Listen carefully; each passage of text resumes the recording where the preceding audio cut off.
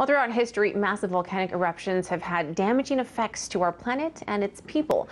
Well, scientists at NASA are now trying to prevent future events, which they say may just be the only way to save the human race. RT's Trinity Chavez explains. Supervolcanic eruptions have had some devastating effects on our planet and all those on it. Therefore, experts at NASA are working on some risky strategies to prevent one from happening, since we may be on the brink of one erupting very soon. Yellowstone National Park in Wyoming is famous for its tranquil geysers and hot springs. But beneath its beautiful surface of the park lies a massive volcanic chamber that could be on the verge of exploding.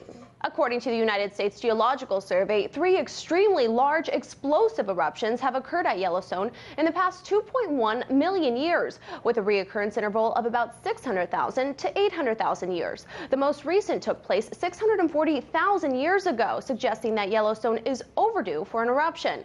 But outlets like geysers and hot springs at the park can bleed out some heat, delaying the inevitable eruption. And when NASA experts analyzed the problem, they thought the most logical solution would be to cool the volcano down. NASA has a plan to drill a hole into the side of the volcano and pump water through it. When the water comes back out, it'll be heated to over 600 degrees, slowly cooling the volcano. The team hopes that given enough time, this process will take enough heat from the volcano to prevent it from ever erupting. According to the BBC, Brian Wilcox, a former member of the NASA Advisory Council on Planetary Defense, talked about the actual devastation that could come from an eruption and the risky techniques that the agency is considering for preventing one, including ways that could potentially set one off. The possible plan would drill into the bottom of the Yellowstone volcano using high-pressure water to release heat from the magma chamber. But Wilcox said this could be very risky. He told the BBC this can make the cap over the magma chamber more brittle and prone to fracture, and you might trigger the release of harmful volatile gases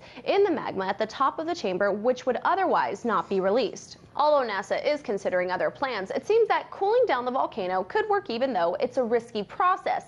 And it's not cheap either. The plan would be around an estimated $4.5 billion.